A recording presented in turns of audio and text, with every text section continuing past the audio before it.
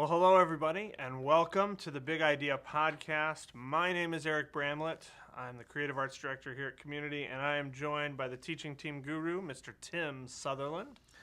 Hi. Hope you like us on YouTube. We always appreciate those likes. And just so glad to be talking about Christmas.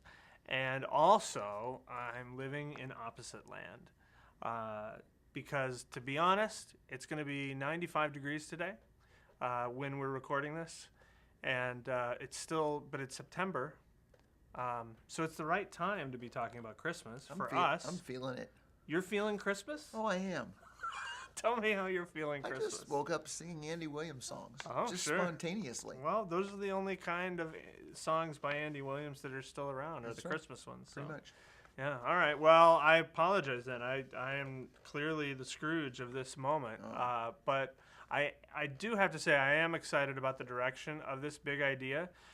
We say this a lot in our circles, but I think it might be fair to say that the direction of this big idea might be one of the best Christmas series that we've ever done. Just looking at it on paper, very excited about the new way that we are taking a look at Christmas. Just the title. Yeah, That's Adventure. Cool. That's cool. Now, people will ask how you should say that. Adventure? The reality is, I think in this big idea, we are going to be talking about Christmas being an adventure. Yep. So I think it's completely natural for the word adventure to show up. And we're also going to talk about Advent. Yes. So it's kind of both. But I would say that if you were asking people what the name of the series is, I would say it's Adventure. Yep. Is that fair? It is not only fair. I think it's accurate. You think it's accurate? All right. Yes. Well, let's dive into the series. First of all, overall, where are we headed with this Christmas series, Tim Sutherland? Well, what we're doing with this series is we're going to talk about what it might look like for that time between the day after Thanksgiving and the week after Christmas to become not just a holiday season, but an adventure of sorts. An adventure with God, an adventure where the focus isn't just on, oh, it's Christmas. Do you like it? Do you not like it? Are you just trying to endure it? Do you love it? Do you hate it? No, there's more to it going on. There's more going on than that. It's about this whole kind of journey that God wants to take us on that parallels very, very closely the whole candles and the Advent wreath and what they represent, and this whole thing about building anticipation and preparation for Jesus coming into the world and what difference that actually makes. Awesome. Well, that's exciting. Do you want to touch on these elements of adventure? Yeah. Just real quickly before we dive into week one. Well, when we're talking about it being an adventure, we're not talking the distinction there is that it's not so much about, okay, here's how God can solve my problems or improve my Christmas, or here's how I can enjoy this time of year in a more spiritual way or whatever. It's really about a transformation of this time where it becomes something, where something happens. And so we're going to be talking a lot about what actually makes an adventure, what are the elements of adventure. And so in the big idea graphs, you'll see a rundown of the 5 elements of adventure from a guy who's written a book on adventure. And he's not a Christian guy per se. He's one of these guys that does wilderness excursions and things. But what he found in his life was he was doing all sorts of wilderness excursions. Actually, it's a great story. He was standing on top of one of the tallest mountains in the world, and he felt nothing. And so he was doing all these adventurous things, seemingly, in his career, but his life had ceased to become an adventure. And that's what prompted him to write this book on adventure. So it's not about climbing mountains and doing stuff like backpacking into the outback or whatever. He was talking about life as an adventure. And so we're going to talk about the whole thing of being a Christ follower as an adventure. All right. I love it. I'm excited. And, you know, as you're brainstorming ideas for Christmas, it's okay to have good ideas. It's okay to have bad ideas. But one idea I would like to veto from the very beginning is any attempt to Christmasize Stephen Curtis Chapman's song "The Great Adventure." No sleigh bells with Great Adventure for this series. Okay, let's just say that that's the one that we veto. So you're saying that song is right out? That's it's it's just boom, right out. boom gone. Yes, I get it. Okay. All right, week one. This is November 30th and December 1st, Yep. which also means that it is the weekend of Thanksgiving. So the Friday before that, Saturday, is Black Friday. The day before that is Thanksgiving, and this is the weekend before that, which it's kind of rare, actually, that, it's on a cycle, but to have the first day of December follow so closely after Thanksgiving is fairly unique. Yep. And this week, we are talking about moving from anxiety to hope. Yep. We're talking about a different narrative each week, obviously, from the scriptures on the different people who were experiencing the very first Advent. And we're going to be talking about the story of Zechariah and Elizabeth and the birth of John the Baptist. And it's a tremendous story. There's this couple, they are past their childbearing years. Who knows what it was like for them as each month and then each year and then each month and each year passed and passed and passed, and they don't have any kids. That's a huge source of pain and anxiety for people who are struggling with infertility in our day. In those days, it was an even bigger deal. There's nobody to carry on the family name, which was much a bigger deal back then. But also, your kids were your retirement. You always move in with your kids, and your kids take care of you when you're old. And so basically, they're looking ahead and going, who's going to take care of me when I'm old? And so at the time this story happens... And also, we may be already old. Yeah. It may be close to being old. Yeah, and they're past childbearing years. And so basically, they've stopped worrying about if they're going to have kids. Now it's like, now that we don't have kids, what are we going to do? Mm-hmm. And that's kind of the backdrop of who they are.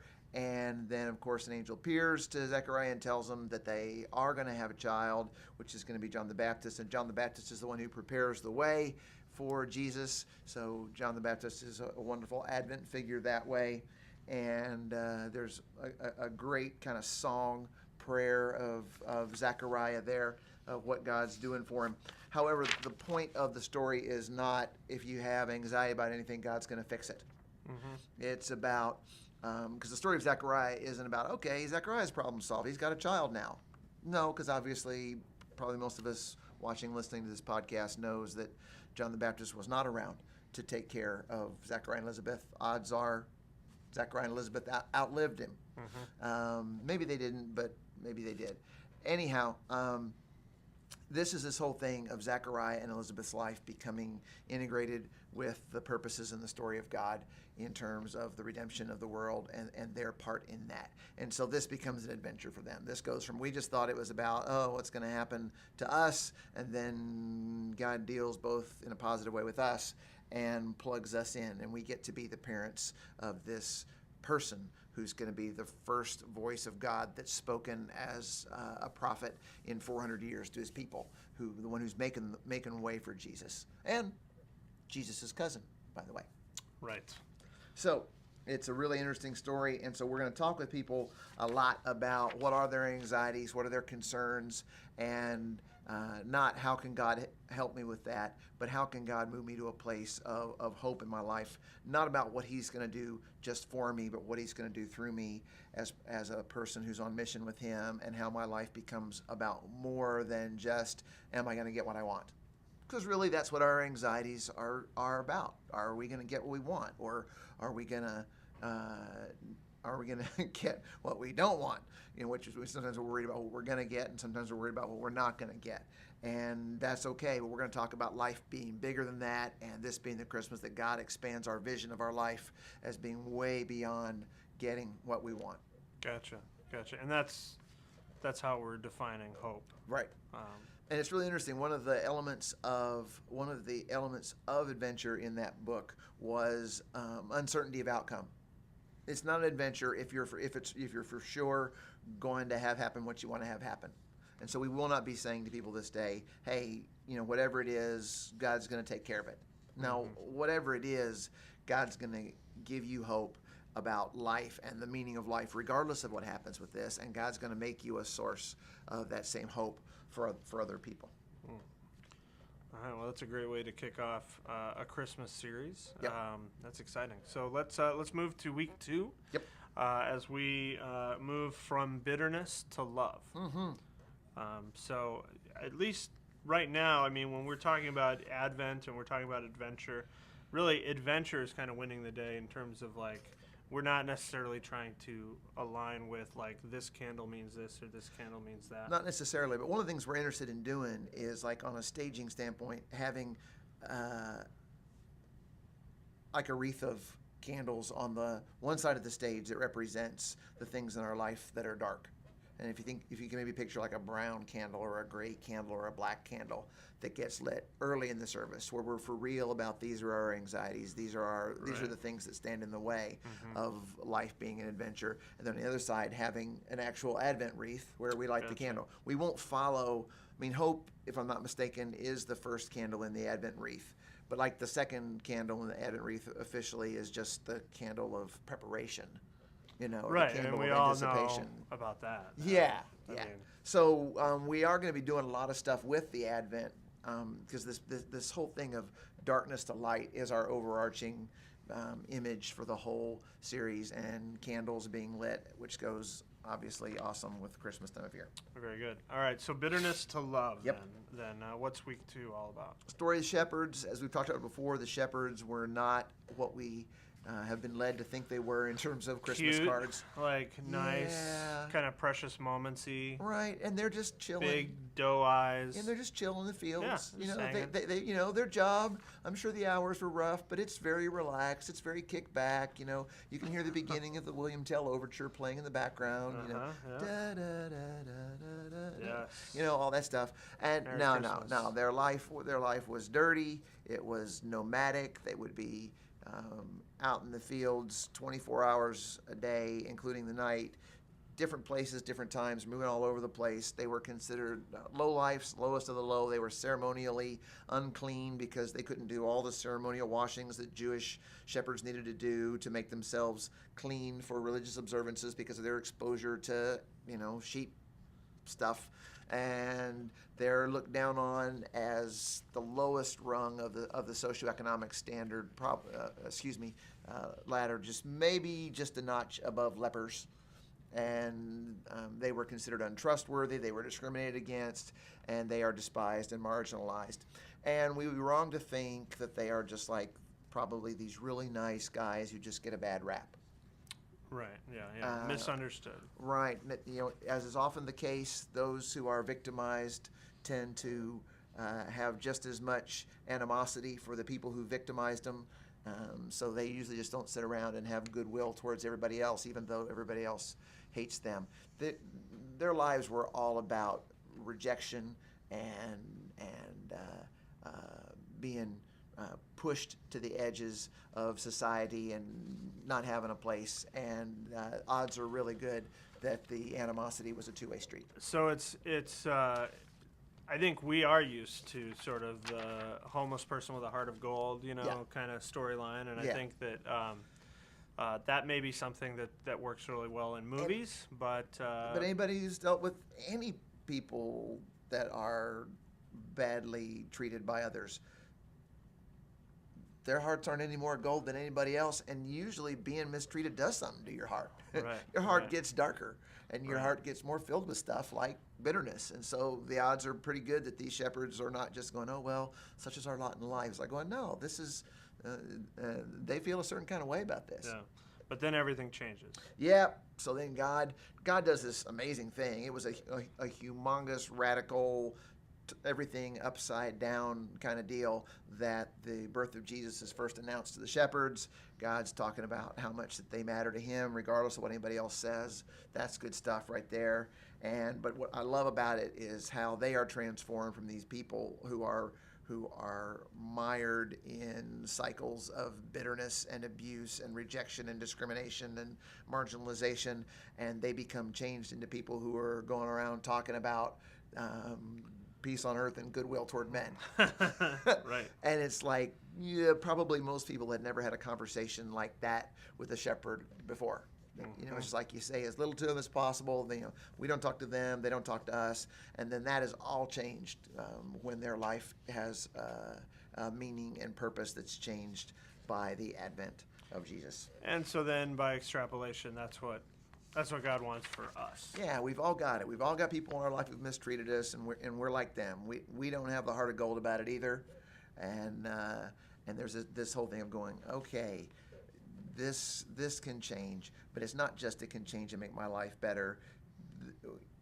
When there's a person who has reason to be bitter against somebody else, and you realize that God's done something in your life, that tends to have an inspiring effect on other people.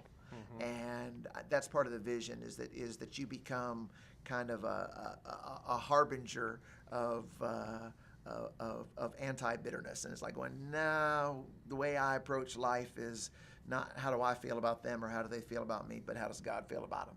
And that's what your life becomes like. And it's from the darkness of bitterness exchanged, and what goes around comes around, to the light of love that goes, no, it's that they matter to God, and that God doesn't want me, them, anybody, the world stuck in that kind of bitterness. So becomes an adventure. I love it. I love it. That's exciting. All right, week 3, we're getting perilously close to Christmas, the 14th and 15th. And there's bitterness, there's the hardening of hearts, and then there's just being in the midst of sorrow. And this week is from sorrow to joy. Right. So talk us through this week and how it maybe differs from the previous. This is Mary's story, where the announcement is made to her by the angel that she's going to give birth to Jesus. And it's really important that she is from Nazareth. Nazareth, as we've talked about, we will have already talked about in this series, the nation of Israel is at the lowest of lows. They're occupied by a brutal, economically debilitating, oppressive foreign military force, and so they're at the bottom of the barrel. They're at one of the low points in the nation's history.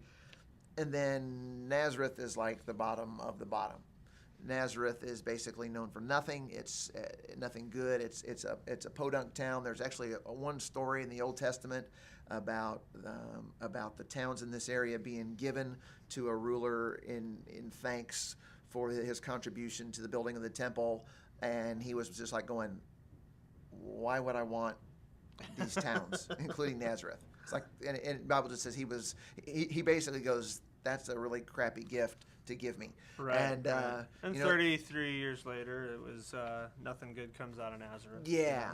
Yeah, which may have been a saying in the day that's like going, it's just, imagine, I don't know who we can offend by picking the modern day correlation in the state of Illinois to Nazareth. Oh, we could offend a lot of people. Let's offend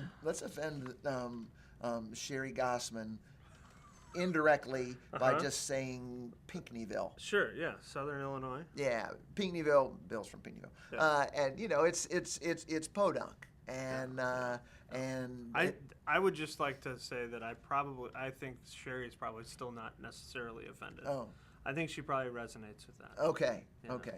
Okay. But so she doesn't resemble it. No, she does not. She does not. So it's really interesting. And so here you've got this obscure girl living in this obscure town. In fact, one of the things we know about Nazareth is it was also, some scholars say it was known for being a red light district for the local Roman soldier garrison.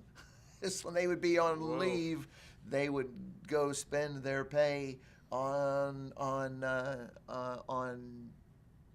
cheap women in the town of Nazareth. So for some reason, I'm automatically thinking about the pimp of Nazareth. Is that wrong?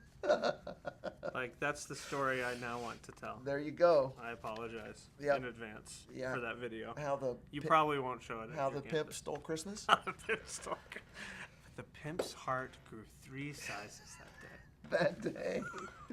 Yes. And what does the pimp's dog look like?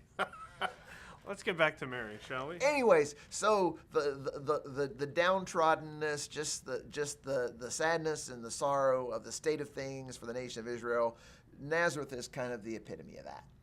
And again, I think that we have sort of a Hollywoodized version of who Mary was prior to that and what her life was like prior to that, and there's no more reason to assume that she was, a princess in a tower.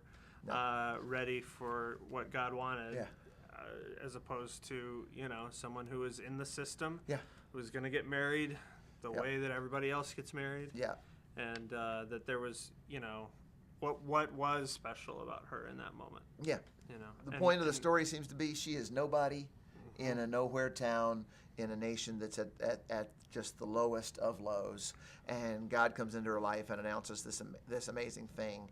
And you've got her prayer, her song that's known as the Magnificat, that talks about how God has shown her favor in her lowest state, and I love that for Christmas, because Christmas has a way of for a lot of people. Christmas has a way of intensifying your sense of what's missing in your life or what's been lost in your life. For some people, it's like the first Christmas since mom passed away, or mom passed away at Christmas time 10 years ago and they're sad. For other people, they feel bad because it's their first Christmas that they're divorced, or their first Christmas and they thought they'd be married by now, or they thought, they've lost a child. So you really feel your losses. You also, for a lot of people, you're seeing all these images on TV of happy families sitting around cozy fires inside beautiful homes, and it can be very much an outside looking in sort of feeling. On the flip side, for people who really are into Christmas, some suggest that all of the Christmas parties and partying is a way to escape. It's a kind of escapist thing, and so Christmas provides this distraction from the unfulfilled longings and the sadnesses and the sorrows and the hurts in our life. And so we're going to talk about joy, and as we always talk about joy is not happiness. Happiness is being happy about what has happened. Yes.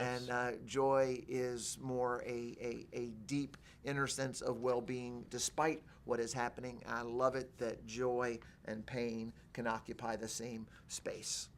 Pain and happiness really don't. Right.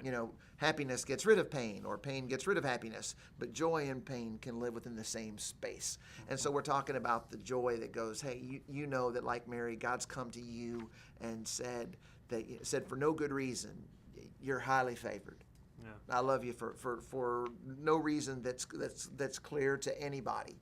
But I really do, and I've got a purpose for your life, and I'm going to not only just lift you up, I'm going to lift others up through you, and there's going to be this adventure where I'm moving from a life dominated by sorrow and sadness to joy, not in such a way that my sadness and sorrow is gone, and I don't, it doesn't bother me anymore that that I'm divorced, or that something awful happened to someone in my family and I miss them. No, it still bothers you, but there's this transformation and this kind of elevation from a life that's dominated and mired in sadness and sorrow to a life that's focused on the joy that comes from what God's doing in your life and what God's doing in the world, and that you get to be part of that. I love it. All right, session 4 is December 21st and 22nd. Wow, that's close to Christmas. It is. It's exciting. This is the weekend right before Christmas. Yes. And so for people who only go to church at Christmas, yes, you got those who go to church Christmas Eve, but there are also those who go to church the weekend before Christmas. Sure. And so I was talking to Sean Williams the other day. He has a new sort of campus pastor fantasy to finish the service by saying, "See you next Christmas." But anyway, so that's when he does that, he has to have the mic so that he can drop it. Yeah. See you next Christmas. Yeah. Boom. From conflict to peace. Yeah. On this adventure. We don't like to think about conflict with our Christmas story. Yep. But there was plenty of it there, so let's talk about that. Yeah, this is where we actually talking about the birth of Jesus and the whole trip to Bethlehem and all that stuff, and the emphasis in the angel's announcements, which includes the shepherd story of peace on earth. And we'll talk about what peace is, and that whenever the Bible talks about peace, it's not talking about the mere absence or cessation of conflict and strife and war. It's talking about the presence of shalom, about wholeness and things being returned to how they were meant to be, and things being set to rights. Yeah. And so there's this comprehensive nature to shalom that is way more than just, life is less conflictual than it used to be. And so the conflict that we're talking about in this series is not necessarily, in this particular part of the series, is not just about primarily about conflict between you and another person, but it's the struggle, the turmoil, again, that whole thing of how do we live our lives? We live our life going, how do I get what I want for me and those who were close to me, and life becomes this struggle and this conflict where I'm trying, against whatever forces I'm up against to get what I want for me. And it's like going, now life can be transformed from about getting what you want for you to the world being set to rights, both for you and through you. And there's that whole missional thing, and that God is up to bringing shalom to the world, and that's really what they were announcing. They were announced. The angels were announcing, peace on earth, and that's based on goodwill towards everybody, regardless of who they are or what they've done. And so this will be cool. The weekend right before Christmas to be talking about shalom and what God is doing in Jesus, and that this is not just peace in terms of like, tranquility. Right, niceness. That baby doesn't cry. Yeah. No crying he makes. Little Lord Jesus, no crying he makes, Oh, little town of Bethlehem, how still we see thee lie. Bethlehem was a very tumultuous place, And there were a lot of people there that night. Yeah. Trying to get a room. I know. At the Bethlehem Motel 6. Anyhow, so I'm really looking forward to this. We're enlarging people's vision of what Christmas is about, and we're just pulling out the pen and just blowing up the idea. That Christmas is about God helping me relax and just sort of enjoy myself and get away from it all and spend some nice time with family where we enjoy ourselves. But that's all good, and God likes that. But that's not shalom. Right. But I also think, people are cynical about that point of view of Christmas because there is so much conflict. Yeah. Because there are, frustrations and things like that. And so they don't necessarily want to buy into this notion that, okay, it's Christmas time, so now I have to act like I'm happy, or I have to act like there's no problem. Right. But that's not what shalom actually is. That's Right. not what peace through God actually brings. Yep. And that's one of those weeks, I think, where you get some weeks that are really heavy in terms of action driven. Like, I want you to go do this because you heard this. That one really feels like it's really trying to turn their head and look at Christmas from a completely different point of view. Yeah, it's very paradigmatic. It's like a whole new lens through which to see this. And people have heard this all their life. Peace on earth, goodwill toward man. Oh, now I know what that's about. Right. It's not about general sentimentality and just being relaxed once a year for the with family that I usually don't get to spend as much time with, presuming I like them. Well, and yeah, you still have to spend the time whether or not you like them. That's I've heard that. It's Christmas Eve, y'all. How about that? It's December 24th, and that's 2 days after the Sunday. So for those of you keeping score at home, if you are doing a service on the 23rd, that means that you may be going on a run of Saturday, Sunday, Monday, Tuesday. Wow. So pretty intense week. So hold on to your wigs for that one. Yep. But it's Christmas Eve, and we are talking about going from darkness to light. Yep. This is just really big picture. And we're talking about that wonderful passage from John where Jesus is referred to as the light that's coming into the world, and that light was the life of men. And we're really talking to people about going, okay, here's who's being born. Not your personal security blanket, not your particular stripe of religion. This is the light who is the life of men. And it's going, is this person that you've come ostensibly to honor tonight, is he really the one who is kind of the heartbeat and the life of your life? That's what he wants to be. And it's great news because that light pushes out whatever darkness you're in. So we're kind of presuming this week that they haven't really been. What percentage of people will be in Christmas Eve service who've not been to any of these services in the Adventure series before, would you imagine? What percentage? Yeah. 35? Yeah, I was going to say maybe even as many as half. Yeah. especially if you're a campus that gets a lot of visitors at Christmas Eve, you may have people who've had no exposure to the adventure series, and we're talking about this adventure of from the darkness in our lives. It takes whatever form it takes, whether it's this kind of stress or that kind of stress, or this problem or that problem, or this struggle or that struggle, and moving from darkness to light. But it's not just in terms of, solving those problems. Yeah. It's about going, no, this Jesus person is the light. And I love it. I love it that it's said of, Jesus says it of himself, that he's the light of the world, and then he also says it of us, that you're the light of the world. So who's the light of the world, Eric? Is it Jesus or is it us? Both and. I know. That's the genius, ridiculousness of this adventure. And it's the genius of the and. Yep. Yeah. Well, and let me just say, like, just from a mechanical standpoint with Christmas Eve, in terms of the things that community values and the way that we participate in what Christmas Eve is. In most of our campus scenarios, you're talking about a service where families are all in one room, where you've got babies, you've got toddlers, you've got chaos. We designed this talk from a message standpoint to be somewhere between 10 and 15 minutes of content. It is the best scenario for that service itself to run about 45 minutes. And so really you're looking for like that high octane moment. You can earn a lot of Christmas cred with a pre-show. That is something that we strongly recommend.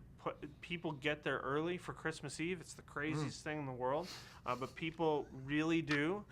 They will be there once a year. They will be there a half an hour before this thing starts. Not on Easter. No, not on Mother's Day, but Christmas Eve. Christmas Eve. And so you have an opportunity to program something really special. The way to do that, in our experience, we've been doing this for a few years, a little bit, is to pre-service program.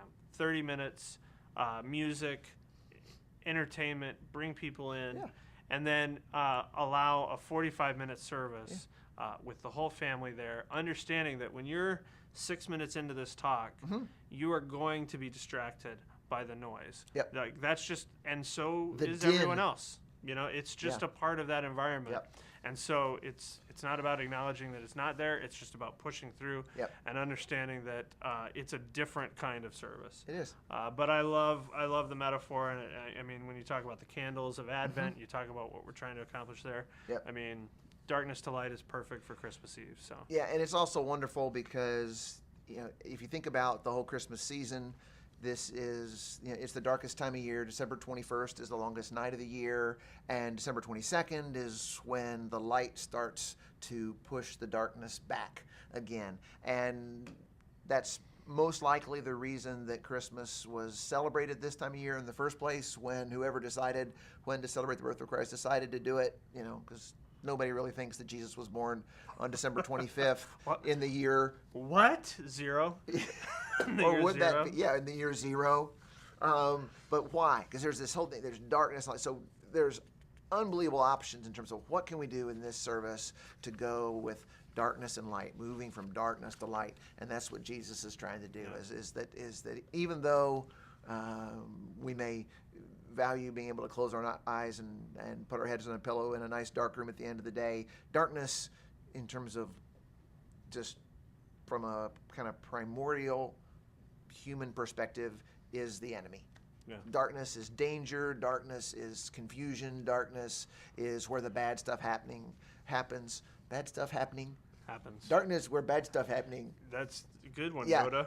And like how many children weren't afraid of the dark. I mean, really, before Monsters, Inc. Oh my gosh, there was a ton, and now everybody's like, oh well, that's just what's going on. And so this darkness to light thing is, we need to not think of it in terms of like the tradition of lighting candles. We need to do what we can, even in a brief service, to tap into this very deep thing in the human soul, that there's darkness and danger and hurt and ugliness and awfulness but that there's also light.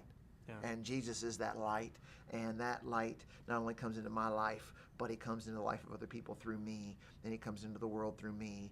And I love that line that the light has shined in the darkness, and the darkness has not overcome it. I love it. Tremendous, triumphal kind of thing for this service, so I'm looking forward to that. And then just when you think we're done, talking about Christmas and Christmas is over. We think guess the what? adventure's over. Yeah, we think it is, but But it's not. isn't. It's And not. so December 28th and 29th, rounding out the month of December, Yep. we've got Grace for the Adventure. Yeah, Grace for the Adventure. Our narrative is as we often have the weekend after Christmas is the wise men. I love to just speculate about, nobody knows exactly where they were from or how far they had come, or if they really even were riding camels. They let alone- weren't riding donkeys. Yes, they We did know not that. have to get off their donkey because the donkey was already in the Stable. It was because it's in that one song. Right. You know? Oh, that's right. Yeah. What, Little Drummer Boy? Yeah, something like that.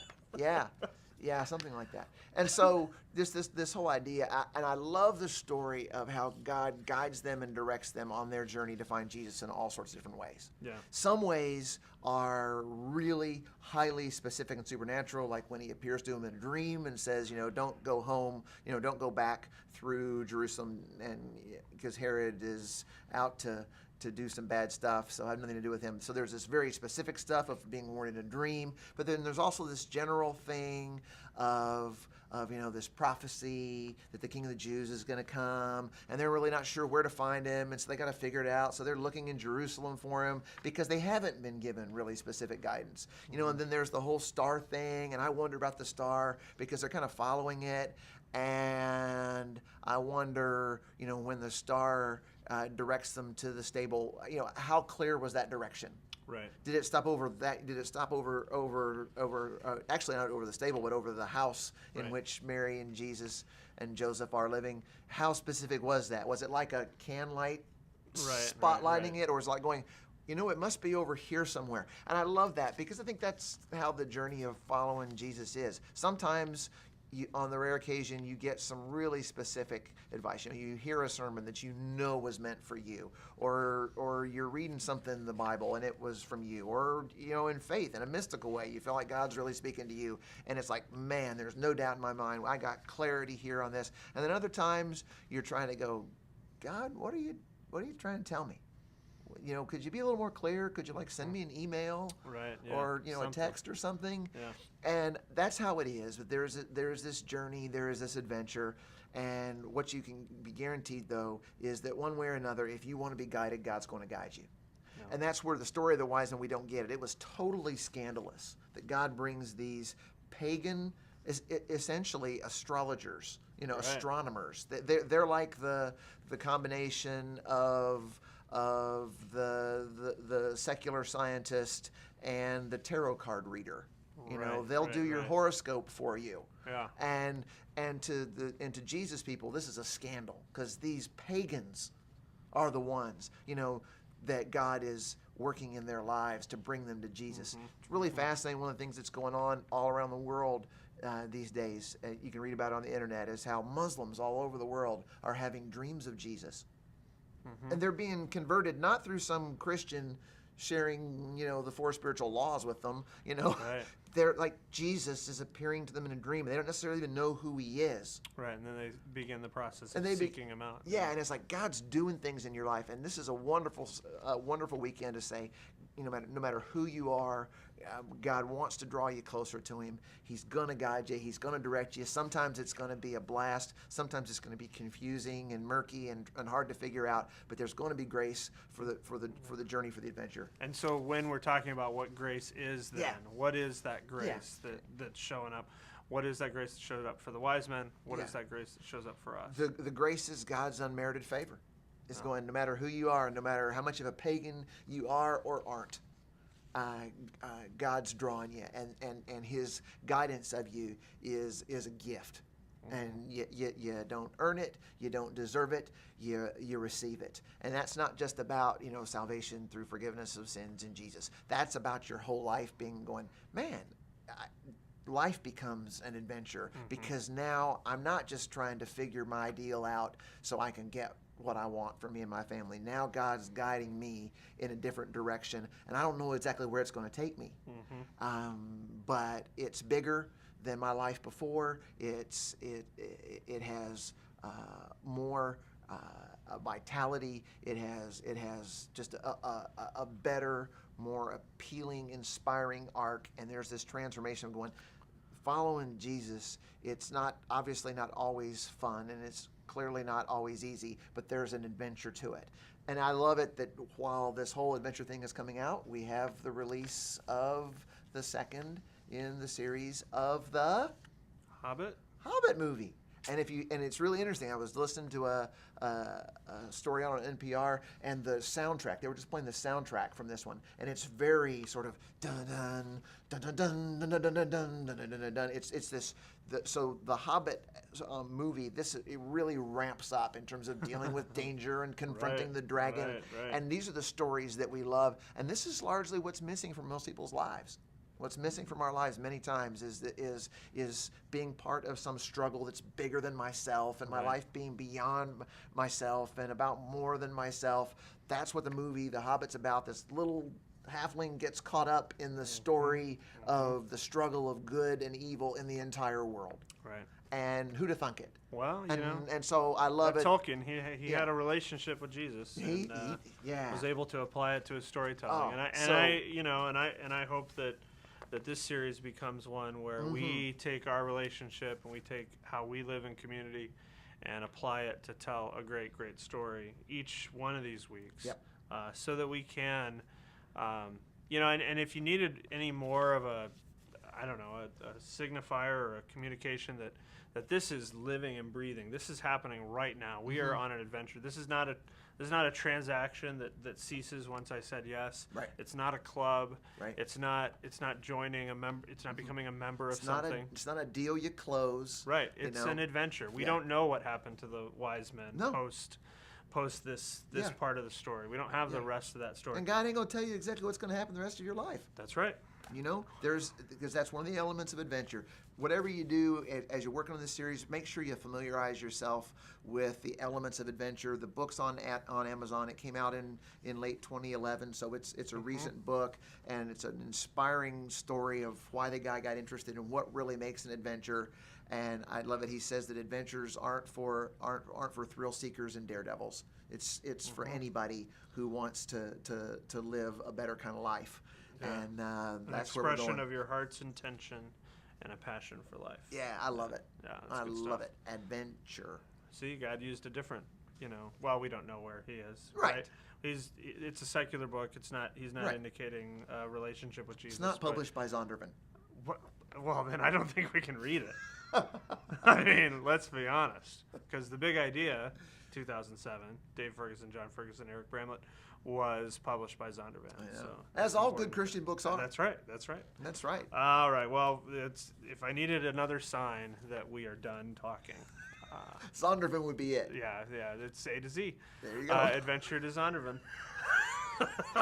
That's not material, people. That's just right off the top of my head. That just happened. It's going to be a great series, and I have to say, after talking about this, I know I started this podcast just not ready for this, but I'm ready for Christmas now. Yeah. I'm totally geeked. Yeah. I'm ready. Yeah. So I hope you're ready too, and I hope that whether you're crafting large group experiences or small group experiences, that you're able to take this content and breathe your life into it and put your own spin in terms of what it means to live an adventure, especially at Christmas. So for Tim Sutherland, I'm Eric Bramlett. Thanks so much for joining us, and we will see you next time on the Big Idea Podcast.